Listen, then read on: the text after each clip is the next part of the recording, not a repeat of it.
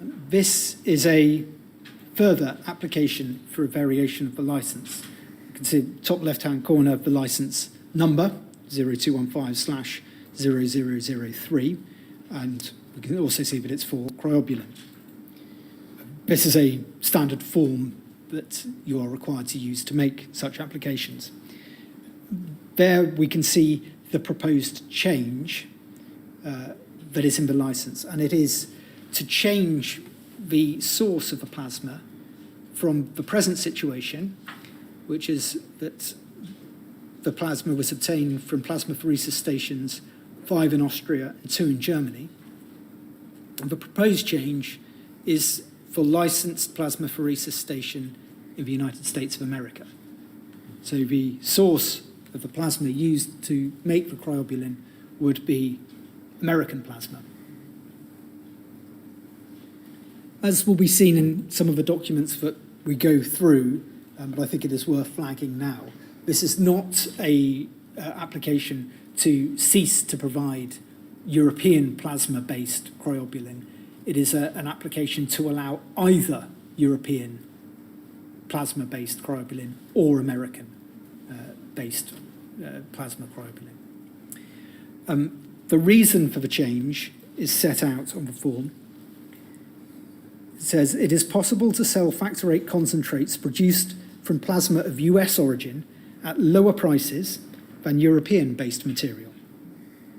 Because of a preference in the UK market for this lower-priced material, we also wish to make it available.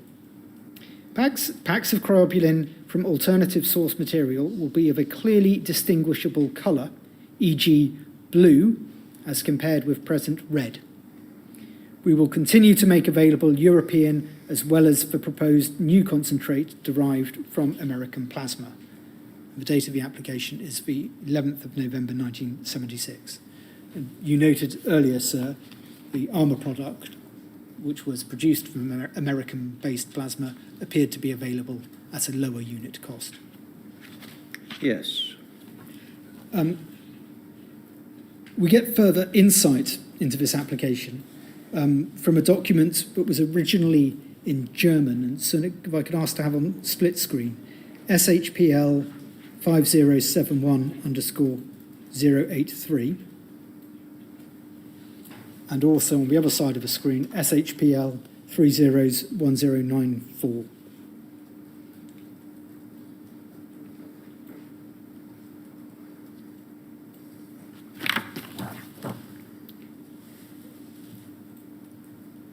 So the document on the left is the original in German.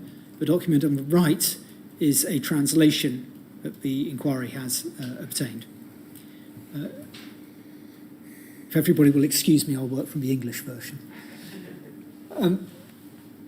It is a memorandum of a meeting with Dr. Schwartz, who referred to him earlier, the head of research and development.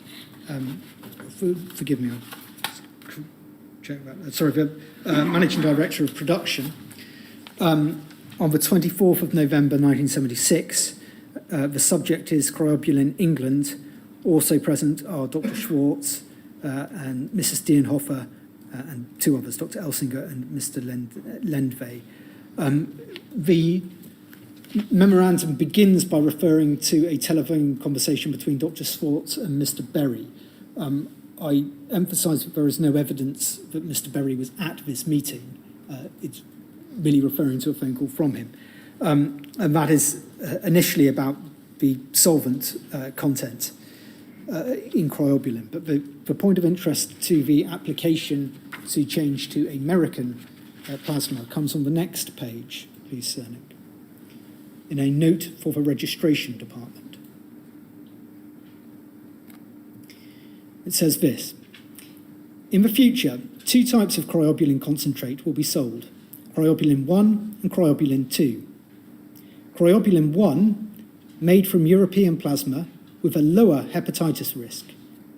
Publication by, and there is a publication cited, but we can't read what that publication is. Kryobulin 2, made from US licensed source plasma, proven to have a significantly higher hepatitis risk. The publication is again cited. Kryobulin 2 will be significantly cheaper than Kryobulin 1 because the British market will accept a higher risk of hepatitis for a lower priced product. In the long term, Kryobulin 1 will disappear from the British market.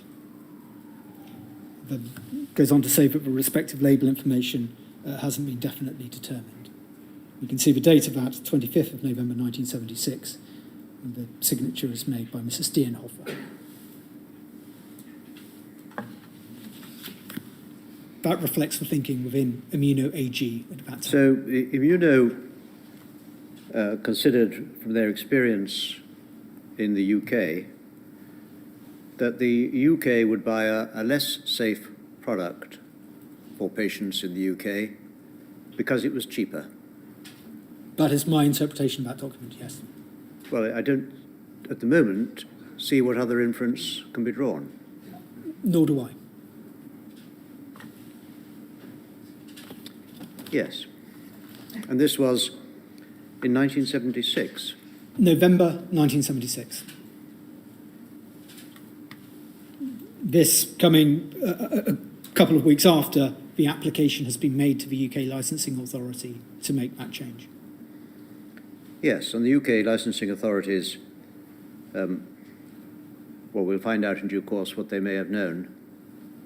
But at this stage, it was after the Grenada World in Action program in 1975. Yes, thank you.